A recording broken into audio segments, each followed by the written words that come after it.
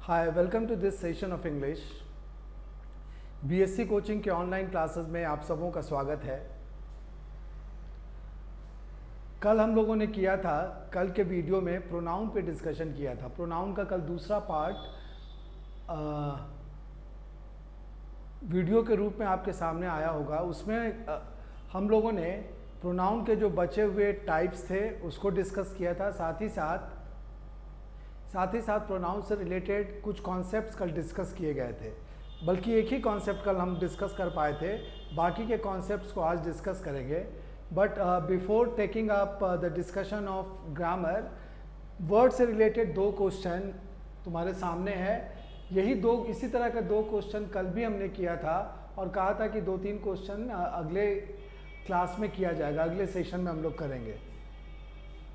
Question था replace the underline word if required. एक sentence दिया हुआ है, जैसे यहाँ पे सेंटेंस नंबर 1, उसमें लिखा हुआ है मार्कोनी असेंबल द रेडियो। ठीक है, अब इसमें असेंबल वर्ड को अंडरलाइन किया गया है। Your job is to decide कि जो असेंबल्ड वर्ड है वो यहाँ पर सुटेबल है या नहीं। अगर ये सुटेबल नहीं है तो फिर इसके लिए हम लोग ऑप्शन जो दिए गए हैं उसमें से एक दूसरे वर्ड को सेलेक्ट करेंगे। तो ये क्वेश्चन है, अगर ठीक से सोचा जाए, ठीक से ऑब्जर्व किया जाए क्वेश्चन को, तो this is nothing but a test of your word power. ये वर्ड पावर का टेस्ट है। ठीक है, अब देखते हैं। यहाँ पे हमें ये पता है कि रेडियो का आविष्कार किसने किया था? मार्कोनी ने। और आविष्कार के लिए जो वर्ड होता है वो होता है इन्वेंट। इसीलिए यहाँ पे जो असेंबल्ड वर्ड है ये गलत है। In place of assembled it should be invented. But we should know the meaning of words, given words also. उसका भी मीनिंग अगर जान जाए तो अच्छा है, आगे काम आएगा। एक वर्ड होता है असेंबल। असेंबल का मतलब होता है जुटाना या जमा होना एक जगह पर, उसके लिए वर्ड हम लोग यूज़ करते हैं असेंबल। और इसी से वर्ड बनता है असेंबली। असेंबली मीन्स होता है सभा, जहाँ पे कुछ लोग मिलते हैं, मीटिंग करते हैं, तो दैट इज़ कॉल्ड असेंबली। ठीक है, हाँ, मैकेनिकल चीज़ों में भी असेंबल वर्ड यूज़ किया जाता है। जैसे स्कूटर के पार्ट्स को एक जगह पे लाया गया और फिर उसको फिट करके स्कूटर का शेप दिया गया, तो हम लोग कह सकते हैं कि ए स्कूटर हैज़ बीन असेंबल्ड। वहाँ पे हम लोग इस वर्ड को यूज़ करते हैं। बट आविष्कार करने के लिए क्लियर वर्ड है इन्वेंट, तो इसीलिए मेरा आंसर होगा invented. Other words are we should know the difference between discover and invent. इन दोनों के बीच का डिफरेंस पता होना चाहिए। डिस्कवर का मतलब होता है खोज। ये किस केस में हम लोग यूज़ करते हैं? जब नेचर में कोई चीज़ ऑलरेडी है बट हम लोगों को पता नहीं है, कोई आदमी उसको खोज के निकालता है, तो that is called discover. For example, ये वाला सेंटेंस हम लोग यूज़ करते हैं हमेशा, कोलंबस डिस्कवर्ड अमेरिका। तो वहाँ पे हम लोग क्या वर्ड यूज़ करेंगे? डिस्कवर। डिस्कवर का मतलब होता है खोज कर निकालना। ठीक है, जैसे कभी कभी ये भी होता है कि कोई सच्चाई है जो छुपी हुई है। सच्चाई, truth is there but it is hidden, तो हम लोग कहते हैं आई डिस्कवर्ड द फैक्ट। मैंने इस सच्चाई को खोज कर निकाला, तो वहाँ पे वर्ड हम लोग यूज़ करते हैं डिस्कवर्ड। ठीक है, देन एक वर्ड है मेक। मेक का मतलब होता है बनाना। This is simple, you know, so the answer is invent. ठीक है, तो दिस इज क्वेश्चन नंबर 1, जिसका आंसर क्या मिला? इसका आंसर मिला C. Now we come to question number 2।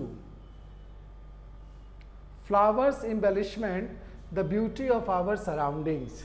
यहाँ पे एक वर्ड है सराउंडिंग्स। सराउंडिंग्स का मतलब होता है आसपास की जगह।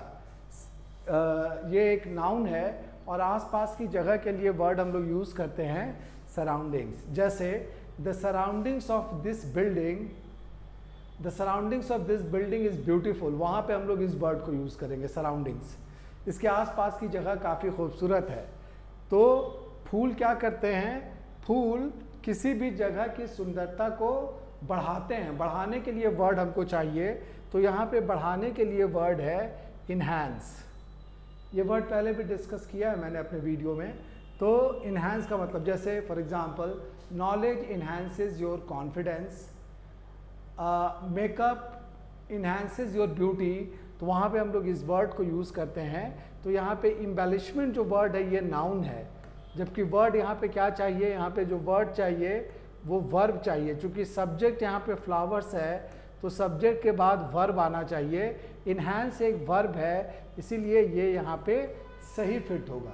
बट तुम्हारे मन में आ रहा होगा कि सर इम्बेलिश अगर वर्ब के रूप में यूज़ किया जाए तो इसका मीनिंग क्या होगा, ये बताइए।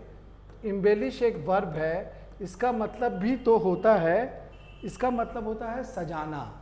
जैसे केक हम लोग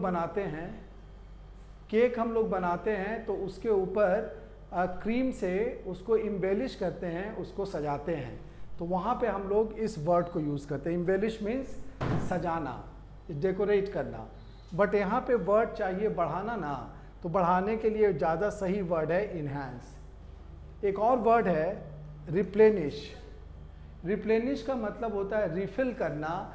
कोई चीज़ ख़त्म हो रही है तो उसको फिर से भरना, उसके लिए हम लोग वर्ड यूज़ करते हैं रिप्लेनिश। फॉर एग्ज़ाम्पल सरकारी खजाना खाली होता है, फिर हम जनता के टैक्स से ये भर जाता है। It is replenished by the taxes deposited bye citizens. वहाँ पे हम लोग इस वर्ड को यूज़ करते हैं। रिप्लेनिश का मतलब फिर से भरना। फिर यहाँ पे एक वर्ड है डिस्ट्रॉय। डिस्ट्रॉय का मतलब होता है नाश कर देना या बर्बाद कर देना, उसके लिए हम लोग वर्ड यूज़ करते हैं डिस्ट्रॉय। जैसे अगर कहा जाए तो ये जो पैंडेमिक कोविड-19 है, it destroyed the economy of the whole world.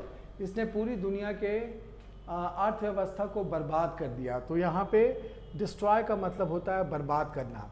तो क्वेश्चन नंबर 2 जो था उसके सारे वर्ड्स हम लोगों ने डिस्कस किए और जो आंसर था वो बी था, क्योंकि यहाँ पे वर्ब की ज़रूरत थी और मीनिंग के हिसाब से भी इन्हांस एक सूटेबल वर्ड था। ठीक है, तो ये था वर्ड से related exercise. Now we move on to the discussion of pronoun. Pronoun में जो हम लोग कल डिस्कस कर रहे थे उसी से आगे करेंगे।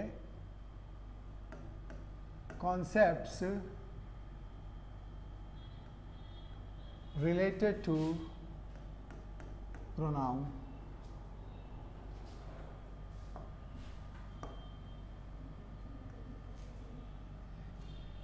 इसका एक कॉन्सेप्ट हम लोगों ने कल डिस्कस किया था, आज हम लोग दूसरे कॉन्सेप्ट को डिस्कस करते हैं यहाँ पे। तो पॉइंट नंबर 2 को डिस्कस करने के पहले इसका एग्जाम्पल लिखते हैं।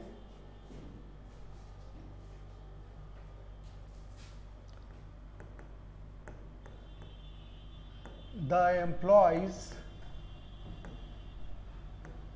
Of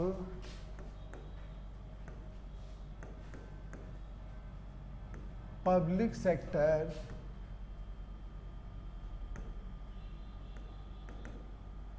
undertakings want more facilities and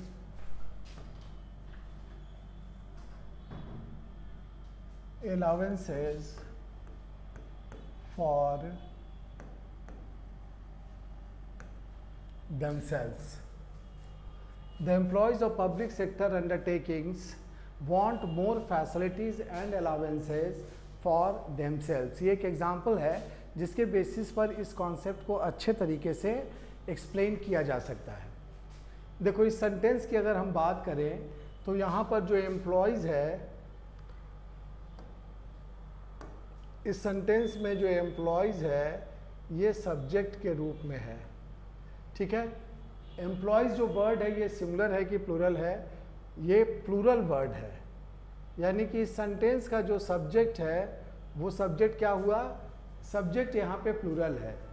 subject verb agreement के हिसाब से हम जानते हैं कि अगर ज़्यादातर केसेस में there are some exceptions, but in most of the cases plural subject के साथ प्लूरल वर्ब और सिंगुलर सब्जेक्ट के साथ सिंगुलर वर्ब लगता है। तो that rule is applied here. यहाँ पे एम्प्लॉयज चूंकि प्लूरल है इसीलिए इसके साथ वर्ब भी प्लूरल होगा। तो यहाँ पे वर्ब कौन सा है? वांट एक वर्ब है जो कि प्लूरल है। ठीक है, plural subject is taking plural verb. यहाँ पे वांट एक प्लूरल वर्ब है। क्लियर? अब तुम्हारा क्वेश्चन होगा then what is special about this example. इस एग्जाम्पल में सर ऐसा खास क्या है जो आपने इस एग्जाम्पल को लिखा? तो आई वुड से कि यहाँ पे जब सेंटेंस को हम पूरा पढ़ते हैं तो एक वर्ड यहाँ पे आता है देमसेल्व्स। देमसेल्व्स जैसा कि डिस्कस किया गया था परसों के क्लास में, परसों के वीडियो में होगा रिफ्लेक्सिव प्रोनाउन। तो ये एक रिफ्लेक्सिव प्रोनाउन है और ये क्या है? ये प्लूरल रिफ्लेक्सिव प्रोनाउन है। कैसे पता चला? यहाँ पे देमसेल्व्स है, सेल्व्स लिखा हुआ है, इसका मतलब कि ये प्लूरल रिफ्लेक्सिव प्रोनाउन है। तो कॉन्सेप्ट क्या बना? कॉन्सेप्ट ये बना कि अगर किसी सेंटेंस का सब्जेक्ट प्लूरल है तो उसके बाद आने वाला वर्ब प्लूरल होगा और साथ ही साथ आने वाला जो प्रोनाउन होगा वो भी प्लूरल होगा। सो this is the concept. Error इस सेंटेंस में कैसे पूछा जा सकता था? यहाँ पे देमसेल्व्स की जगह पे हो सकता है कि हिमसेल्फ लिख के दे दिया जाता। अगर हिमसेल्फ लिखा होता तो ये गलत होता और तब मेरा आंसर होता कि यहाँ पे देमसेल्व्स करना चाहिए। मीन्स प्लूरल सब्जेक्ट तो प्लूरल वर्ब होगा, साथ ही साथ अगर उसके बाद प्रोनाउन आता है तो pronoun should also be plural. So this is the concept number 2। ठीक है, इसको यहाँ पे लिखते हैं।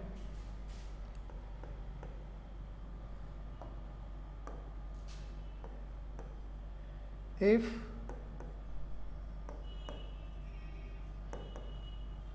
the subject of a sentence is plural, comma, the following verb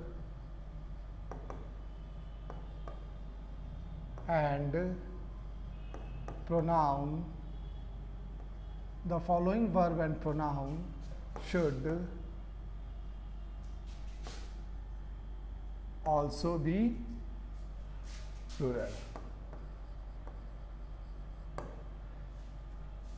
If the subject of a sentence is plural, the following verb and pronoun should also be plural. So this is concept number 2. एक बार इसको पढ़ के ठीक से देख लो, कोई गलती नहीं होनी चाहिए इसमें।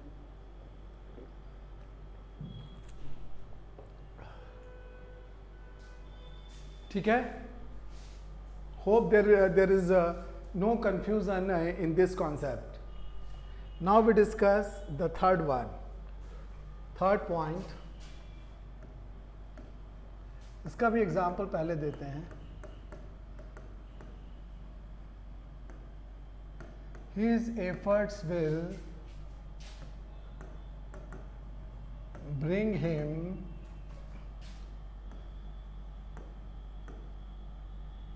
more results than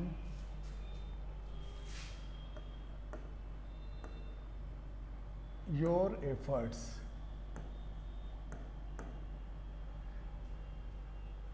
His efforts will bring him more results than your efforts. This is an example to explain this concept.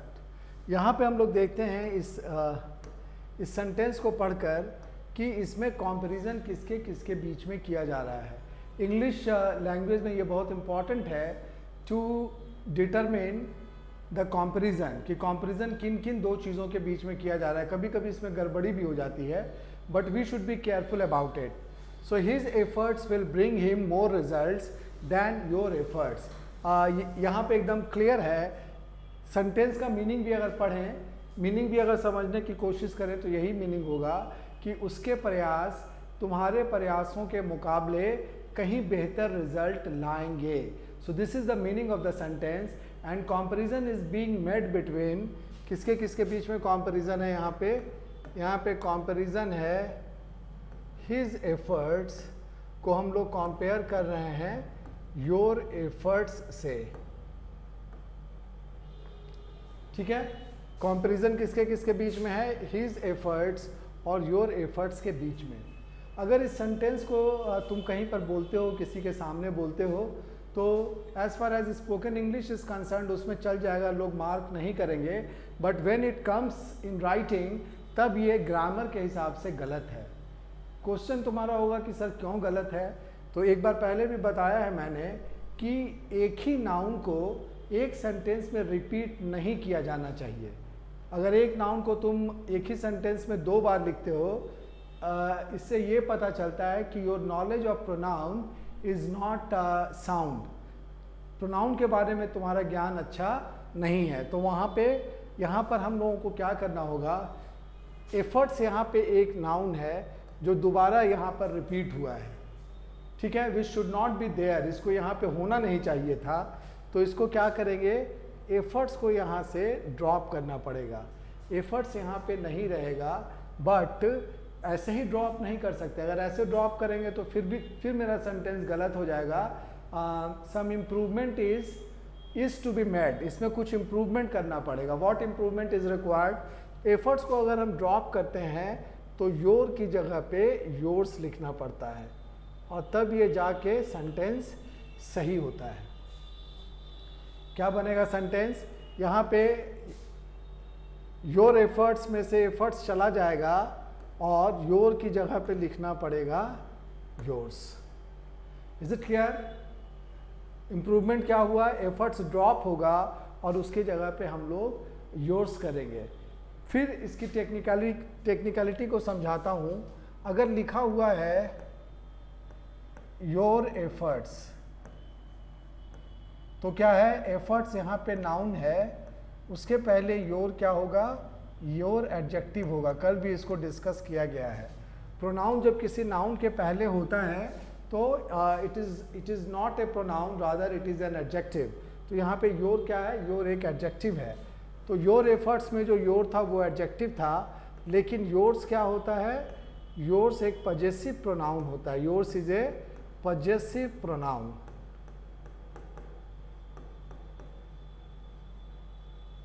Possessive pronoun. तो हम लोग कैसे इस कंसेप्ट को लिख सकते हैं? हम लोग इस कंसेप्ट के बारे में बोल सकते हैं कि जब भी कंपैरिजन होता है किन्हीं 2 चीज़ों के बीच में, तब हम लोग क्या करते हैं कि बाद वाला जो कंपैरिजन वाला फैक्टर है उसमें पजेसिव एडजेक्टिव, उसमें एक सुटेबल पजेसिव प्रोनाउन यूज़ करते हैं। तो दिस इज़ द कॉन्सेप्ट जो कि कॉन्सेप्ट 3 में था। ठीक है, यहाँ पे लिखते हैं, let us right the concept here. In case of comparison, देखो यहाँ पे कंपैरिजन के स्पेलिंग पे ध्यान देना। इसमें 90% स्टूडेंट्स गलत करते हैं। What they do? कंपैरिजन का स्पेलिंग हमेशा मैं क्लास में पूछता हूँ, पीपल से SION, दिस इज रॉन्ग। अगर तुम SION लिखोगे तो ये रॉन्ग होगा। यहाँ पे होता है in case of comparison, comma,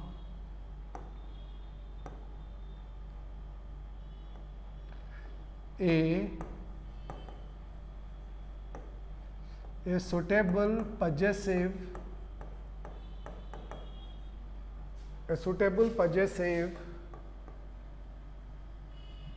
pronoun is used.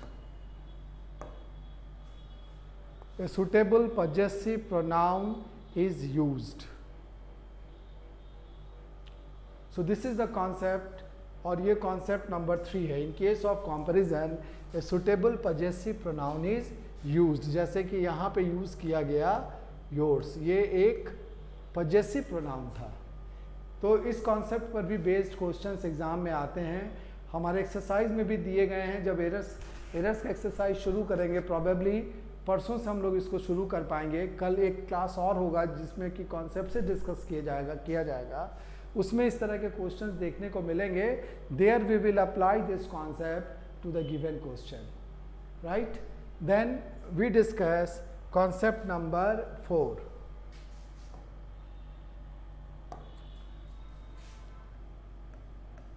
Concept number 4, इसके भी एग्जाम्पल्स पहले लिखता हूँ। ये वाला भी बहुत इंपॉर्टेंट है और इस पर एरर्स कई बार आता है। Each boy and each girl of this family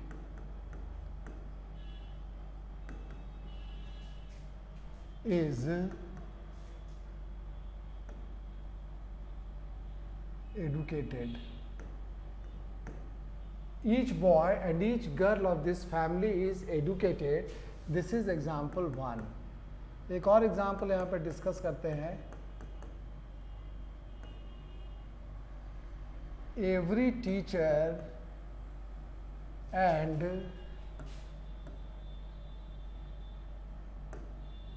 student of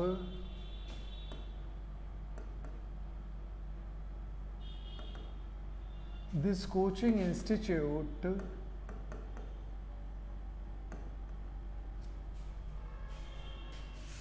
is sincere.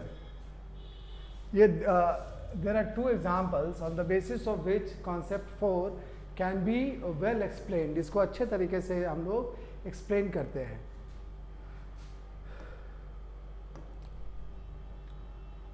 देखो एग्जाम्पल 1 में बॉय एक सिंगुलर नाउन है और गर्ल भी एक सिंगुलर नाउन है, ठीक है। एग्जाम्पल 2 में टीचर एक सिंगुलर नाउन है और स्टूडेंट भी एक सिंगुलर नाउन है। एक बेसिक रूल इंग्लिश ग्रामर का हमें पता है कि दो सिंगुलर नाउन, जैसे मान लो एक बॉय एंड गर्ल, इस तरह से लिखा हुआ है, एक लड़का और एक लड़की, तो दोनों मिलकर सब्जेक्ट क्या बनाएगा, एक यहाँ पे और प्लस एक लड़की इज इक्वल टू क्या हुआ, 2 हुआ। तो ये सब्जेक्ट क्या हो जाएगा, ये सब्जेक्ट हो जाएगा प्लूरल। यहाँ पे हम लिख सकते हैं ए बॉय एंड ए गर्ल, एक लड़का और एक लड़की, ए बॉय एंड ए गर्ल। ये सब्जेक्ट क्या हो गया, दिस सब्जेक्ट becomes plural। और जब ये सब्जेक्ट प्लूरल हो गया तो इसके बाद आने वाला वर्ब या प्रोनाउन क्या होगा, प्लूरल होगा, जो कि हम लोगों ने कॉन्सेप्ट नंबर 2 में अभी डिस्कस किया था, ठीक है। तो ये boy and a girl are coming, a boy and a girl are coming. यहाँ पे ठीक से समझना, ये थोड़ा फाइन डिस्कशन है ये। यहाँ पे देखो ए boy and a girl combined है, तो आर यहाँ पे क्या हुआ, प्लूरल हुआ। क्यों प्लूरल हुआ, क्योंकि सब्जेक्ट को हम लोगों ने प्लूरल कंसीडर किया, ठीक है। देन अब अगर हम इस सेंटेंस में आते हैं तो तुम्हारा पॉइंट होगा कि सर यहाँ भी बॉय है और यहाँ भी गर्ल है और ये दोनों एंड से जुड़े हुए भी हैं, तो यहाँ पे आपने इस क्यों लिखा, इसकी जगह पे यहाँ पे आर आपने क्यों नहीं लिखा। दिस में बी योर क्वेश्चन, ये तुम्हारा क्वेश्चन हो सकता है कि यहाँ पे सर आपने आर क्यों नहीं लिखा, जबकि यहाँ पे सिंगुलर बॉय है और सिंगुलर गर्ल है। Clear, what is the discrepancy here, ये तुम लोग रेस कर सकते हो। फिर उसी तरह से एग्जाम्पल 2 में अगर देखें तो teacher singular, student singular, and से जुड़े हुए हैं, तो यहाँ पर भी इसकी जगह पे क्या होना चाहिए था, कायदे से होना चाहिए था आर। लेकिन अगर आर लिखा जाता तो ये गलत होता, यहाँ पे इज सही है, और इस केस में भी आर अगर लिखा जाता तो गलत होता, यहाँ पे इज सही है। क्लियर। अब कॉन्सेप्ट क्या बना, ये क्यों ऐसा हुआ, ये चीज़ यहाँ से यहाँ पर जो चीज़ थी वो यहाँ क्यों चेंज हो गई, यहाँ पे क्यों चेंज हो गई, उसके पीछे पॉइंट है कि ठीक है बॉय सिंगुलर नाउन है, गर्ल भी सिंगुलर नाउन है, लेकिन इसके पहले चूंकि ईच लग गया, इसके पहले चूंकि ईच लग गया, इसके पहले ईच लग गया, यहाँ पर भी और यहाँ पर भी, उसी तरह से यहाँ पर एवरी लग गया, तो ये वाला चीज़ वहाँ पे अब फिट नहीं होगा, वहाँ पर रूल बदल जाएगा और सब्जेक्ट को हम लोग सिंगुलर कंसीडर करेंगे और उसके बाद आने वाला वर्ब और प्रोनाउन अगर होगा तो वो दोनों सिंगुलर होगा। Got my point? देखो फिर एक बार रिपीट करता हूँ in order to make things clearer. We know the basic rule कि दो सिंगुलर नाउन अगर एंड से जुड़े हुए हैं तो उसको हम लोग प्लूरल कंसीडर करते हैं और उसके बाद आने वाला नाउन, उसके बाद आने वाला वर्ब और अगर कोई प्रोनाउन है तो वो दोनों प्लूरल होता है। ठीक है, ये यहाँ पे हम लोगों ने डिस्कस किया, डिटेल में तुम लोगों को बताया। This is the rule of English grammar. English grammar में फिर दूसरा रूल इसी के ऊपर दूसरा रूल ये कहता है कि अगर दो सिंगुलर नाउन एंड से जुड़े हुए हैं लेकिन उन नाउन्स के पहले या तो ईच या एवरी अगर लगा हुआ है तो इस तरह के सब्जेक्ट को हम लोग प्लूरल नहीं मानते बल्कि इसको हम लोग सिंगुलर मानते हैं। और चूंकि सब्जेक्ट सिंगुलर है इसीलिए इसके बाद आने वाला वर्ब और प्रोनाउन दोनों सिंगुलर होगा। अब समझ में आ गया होगा, कोई डाउट नहीं होगा। पहले वाले में बॉय के पहले ईच, गर्ल के पहले ईच, दूसरे वाले में टीचर के पहले एवरी और स्टूडेंट के पहले यहाँ पर एवरी जानबूझकर नहीं लिखा गया है। इसको भी एक्सप्लेन करता हूँ। तो let us right the concept fast. Concept तुम्हारे लिए यहाँ पे लिख देता हूँ।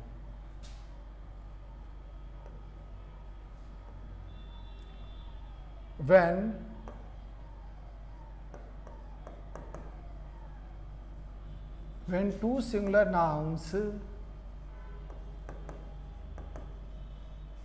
joined by and, ये इंपॉर्टेंट है, and से जुड़ा होना चाहिए। when two singular nouns joined by and are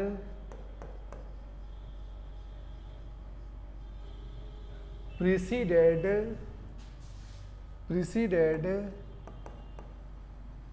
either by each or every,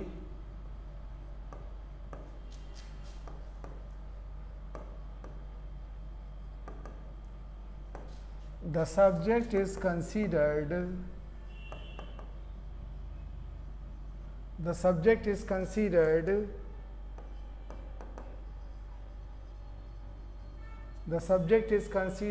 singular and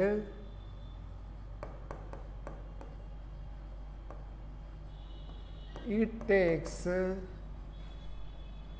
singular verb and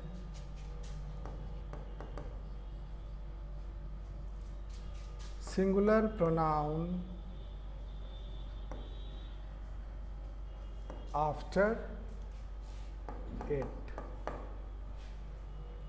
So this is the concept और उसको हम लोगों ने यहाँ पे डिटेल में लिखा।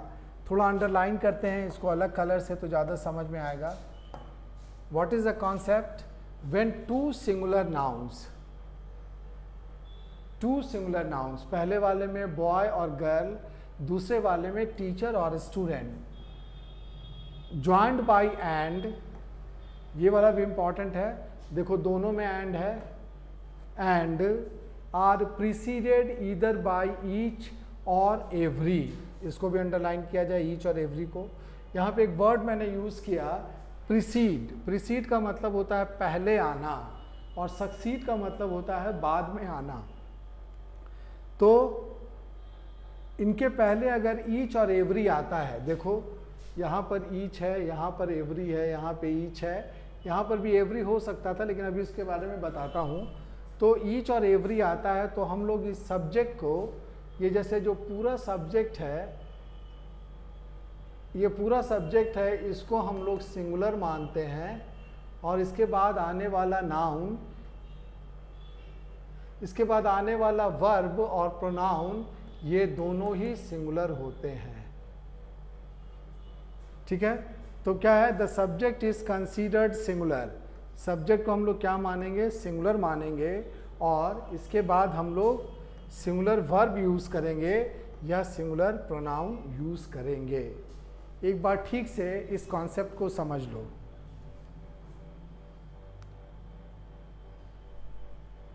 When two singular nouns joined by and are preceded either by each or every, the subject is considered singular and it takes singular verb.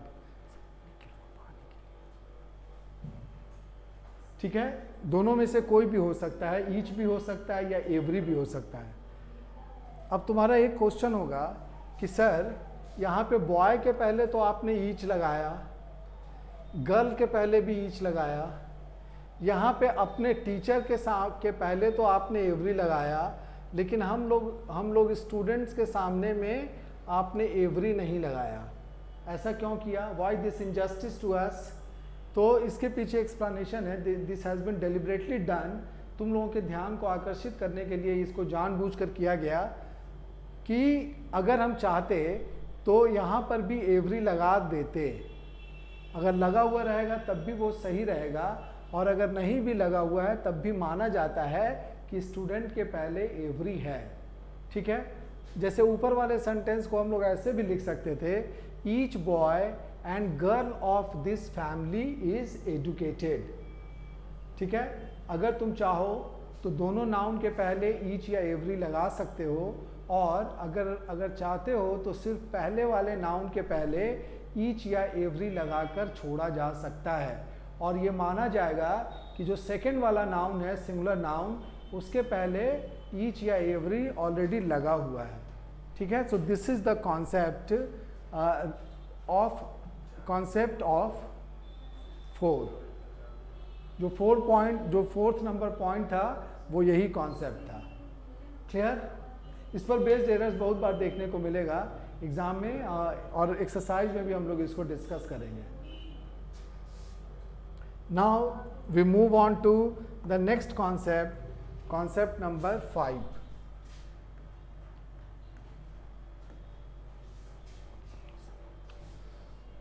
एक minute.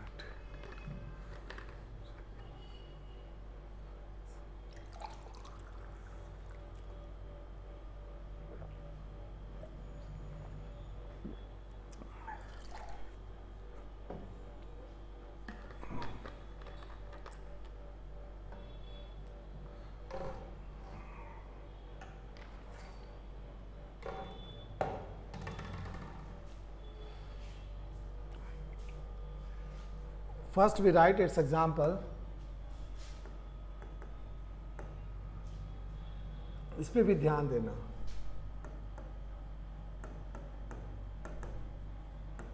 The principal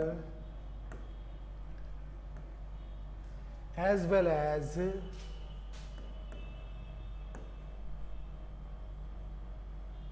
the teachers absented themselves. The teacher as well as the principal as well as the teachers absented themselves from the college. This is the example. यहाँ पे देखते हैं, यहाँ पर चूंकि pronoun हम लोग डिस्कस कर रहे हैं, यहाँ पे प्रोनाउन यूज किया गया themselves. You know कि themselves क्या है? themselves एक प्लूरल प्रोनाउन है, प्लूरल प्रोनाउन है। ठीक है, तो प्लूरल प्रोनाउन है, इसका मतलब कि सब्जेक्ट को भी प्लूरल होना चाहिए। सब्जेक्ट क्या क्या है? यहाँ पे सब्जेक्ट है the principal as well as the teachers. एक प्रिंसिपल साहब हैं और साथ ही साथ उस कॉलेज के टीचर्स हैं। तो कितना भी छोटा कॉलेज होगा, कम से कम 5-6 टीचर्स और होंगे। तो ये सब्जेक्ट क्या लगता है? सब्जेक्ट लगता है कि देयर मस्ट बी 6 और 7 पीपल, कम से कम 6-7 लोग जरूर होंगे। और अगर 6-7 लोग हैं तो ये सब्जेक्ट प्लूरल माना जा सकता है, और अगर ये प्लूरल है तो उसके हिसाब से देमसेल्व्स यूज़ करना सही लगता है कि प्लूरल सब्जेक्ट है तो फॉलोइंग प्रोनाउन को भी प्लूरल होना चाहिए। क्लियर? बट ये सेंटेंस अगर एरर के रूप में दिया जाएगा तो यहाँ पे हमारा पॉइंट होगा कि देमसेल्व्स यहाँ पे यूज़ करना गलत है। This pronoun has been wrongly used in this sentence. Instead यहाँ पे देमसेल्व्स की जगह पे हम लोगों को क्या यूज़ करना चाहिए? हिमसेल्फ। देमसेल्व्स की जगह पे यहाँ पे हिमसेल्फ यूज अगर होता तो ये सेंटेंस सही होता। तुम्हारा ऑब्जेक्शन होगा कि क्यों ऐसा क्यों किया गया सर? तो ऐसा इसीलिए किया गया कि यहाँ पर जो मेन सब्जेक्ट है वो प्रिंसिपल है। Main subject is principal which is singular in nature. वो सिंगुलर है, प्रिंसिपल सिंगुलर वर्ड है, तो चूंकि प्रिंसिपल मेन सब्जेक्ट है और वो सिंगुलर है, उनके साथ ये अलग बात है कि उनके साथ जुड़े हुए हैं ये टीचर्स भी जो कि अपने आप में प्लूरल हैं, बट ये प्लूरल होने के बाद भी सब्जेक्ट को प्लूरल नहीं माना जा सकता, और इसीलिए आने वाला जो प्रोनाउन है वो क्या होगा? वो सिंगुलर होगा। Clear? The principal as well as the teachers absented themselves from the college। तो इस कॉन्सेप्ट को हम लोग लिखते हैं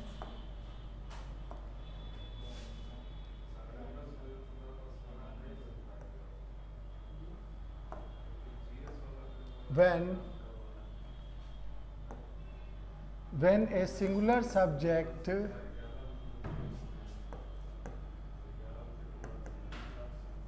a singular subject is followed by a plural noun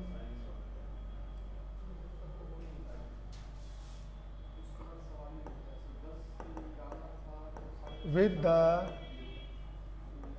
help of as well as oblique with oblique along with the subject is considered singular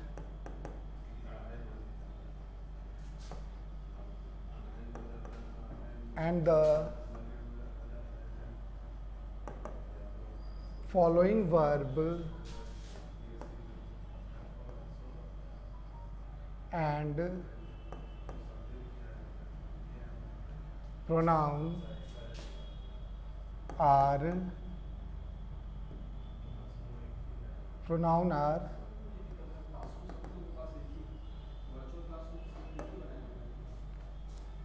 this is the concept. When a singular subject is followed by a plural noun with the help of as well as with or along with, the subject is considered singular and the following verb and pronoun are also singular. So this is the concept. एक बार इसको underline करते हैं। क्या क्या important चीज़ें यहाँ पे देखने को मिली कि सिंगुलर सब्जेक्ट, ये सिंगुलर सब्जेक्ट है प्रिंसिपल, और इसके बाद प्लूरल नाउन आया। प्लूरल नाउन क्या आया? टीचर्स, और इसमें क्या लगा हुआ है? या तो एज वेल एज भी रह सकता है, विथ भी रह सकता है, अलॉन्ग विथ भी रह सकता है, और भी कुछ टर्म्स हैं जो एक्सरसाइज में देखने को मिलेंगे। उनसे जुड़ा हुआ अगर ये प्लूरल नाउन होता है तो मेन सब्जेक्ट को हम लोग तब भी सिंगुलर मानते हैं, और उसके बाद आने वाला वर्ब और प्रोनाउन जो होता है वो भी सिंगुलर होता है। सो दिस इज द कॉन्सेप्ट। एक एग्जांपल यहाँ पे और लिखता हूँ तो और भी क्लियर हो जाएगा। Second example,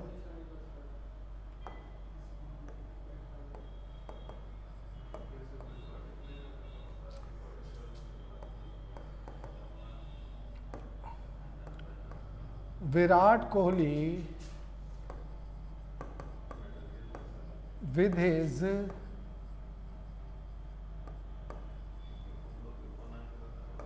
team members is oblique are present in the party। इसमें देखो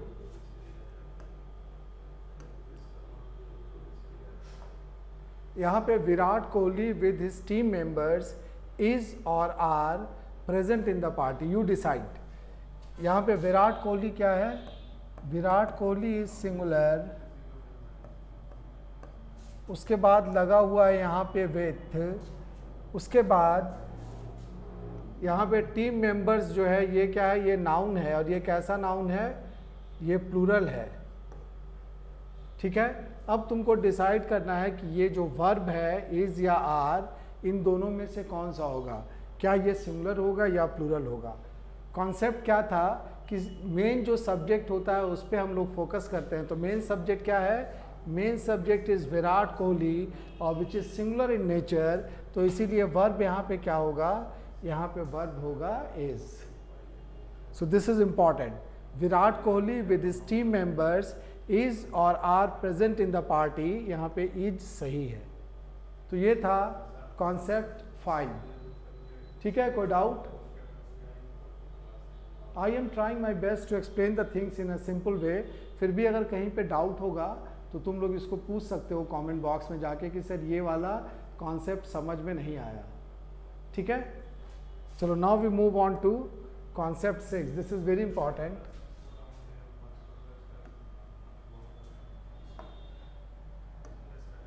इसका भी एग्जाम्पल लिखते हैं। एग्जाम्पल है यू एंड, इसको ठीक से समझना, बहुत टेक्निकल है ये वाला। You and I have done our best in the exam. You and I have done our best in the exam. ठीक है, देखो यहाँ पे जो कल डिस्कस किया गया था कॉन्सेप्ट 1, वो था 2-3-1 रूल। 2-3-1 रूल क्या था कि अगर एक सेंटेंस में फर्स्ट पर्सन, सेकेंड पर्सन और थर्ड पर्सन तीनों प्रोनाउंस अगर होते हैं किसी भी सब्जेक्ट में, तो उनका ऑर्डर होता है 2-3-1। पहले यू, फिर ही और फिर आई हम लोग लिखते हैं। तो उसी को मैंने यहाँ पे फॉलो किया है। यहाँ पे थर्ड पर्सन नहीं था तो 2 के बाद 1 आया, यू एंड आई। अब यहाँ पर यू क्या है, सपोज यू सिंगुलर है और आई भी सिंगुलर है। ठीक है, बीच में यहाँ पे एंड है, मीन्स 2 सिंगुलर जुड़कर क्या बना, ये बन गया एक प्लूरल सब्जेक्ट। ठीक से समझना, you singular, I singular, and से जुड़ा हुआ है तो सब्जेक्ट क्या होगा, 2 सिंगुलर एंड से जुड़ा हुआ है तो the subject is plural, right. और जब प्लूरल सब्जेक्ट है तो नेचुरली इसके बाद आने वाला वर्ब क्या होगा, ये भी वर्ब भी प्लूरल होगा। वर्ब भी प्लूरल सही है।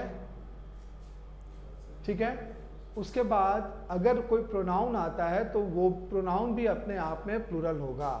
अब यहाँ पे देखते हैं कि प्रोनाउन कौन सा है। प्रोनाउन यहाँ पे आवर है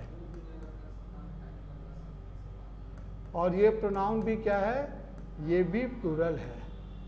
this pronoun is again plural. तो ये सेंटेंस ग्रामेटिकली करेक्ट है, इसमें कोई एरर नहीं है। Now your point will be कि तब सर इस एग्जाम्पल को आप लिख के क्यों समझाना चाहते हैं, what is there in this example. तो एक क्वेश्चन तुम्हारे दिमाग में आएगा कि सर यहाँ पे आवर आपने यूज़ किया, यानी कि जो आवर यूज़ किया गया वो किसके हिसाब से यूज़ किया गया, आई के हिसाब से। यू के हिसाब से आपने योर क्यों नहीं यूज़ किया।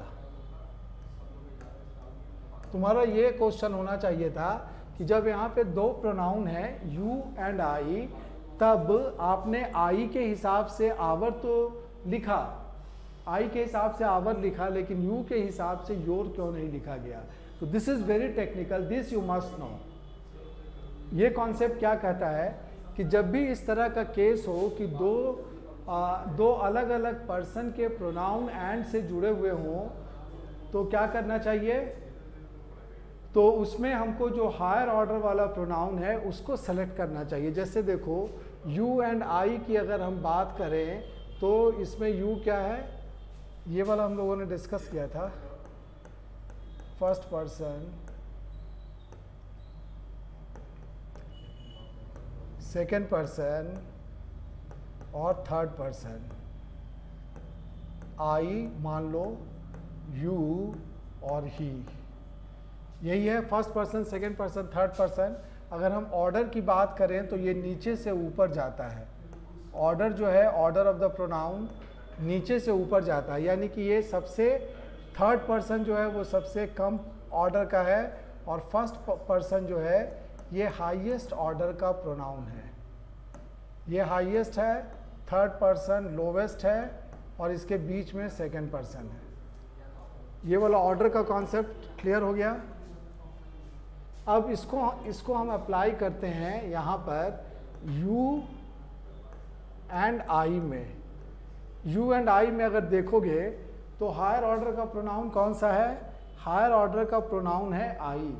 यहाँ पे देखो फर्स्ट पर्सन हायर ऑर्डर में है तो यू और आई के बीच में आई हायर ऑर्डर का है और इसका प्लूरल क्या बनेगा, आई का प्लूरल बनेगा वी, और इसी वी के हिसाब से हम लोग इसका यहाँ पर आवर यूज़ करते हैं। देखो यहाँ पे आवर यूज़ किया गया है। क्यों ऐसा हुआ, क्योंकि आई को पहले मैंने प्लूरल बनाया, इसको वी बनाया और वी के हिसाब से यहाँ पर आवर यूज़ किया गया। तो ये बहुत टेक्निकल है, इसको ठीक से समझने की ज़रूरत है।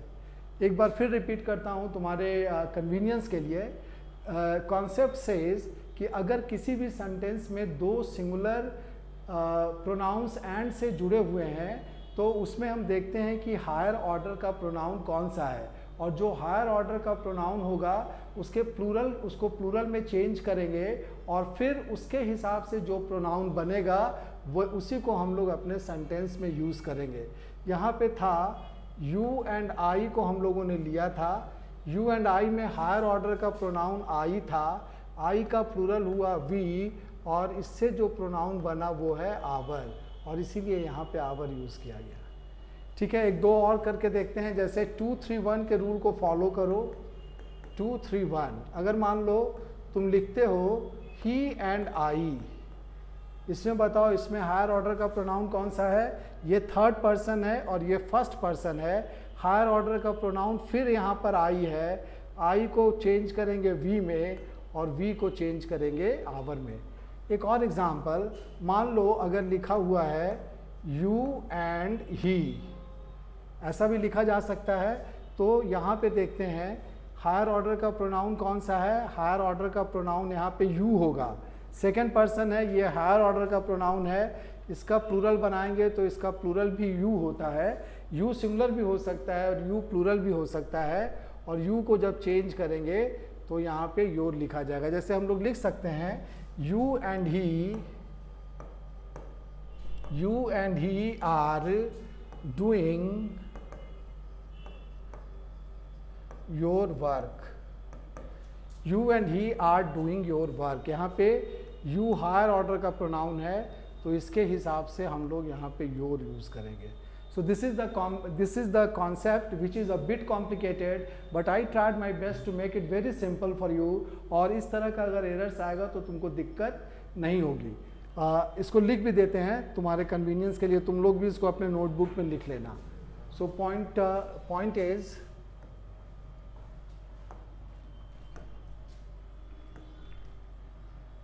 when two singular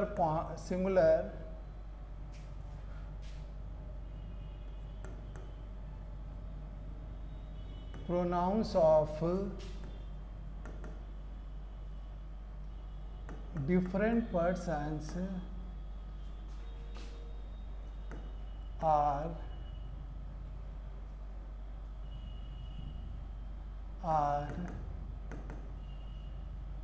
joined by used by and are joined by and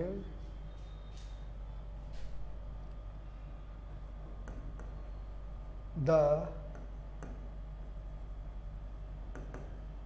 following pronoun is as per the plural of the higher order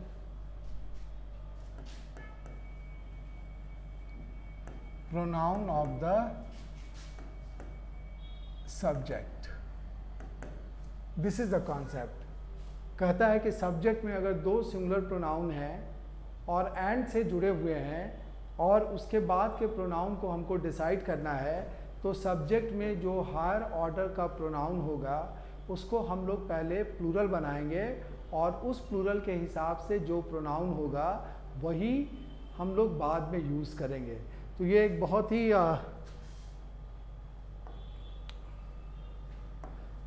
he important concept था जिसको कि डिस्कस किया गया यहाँ पर।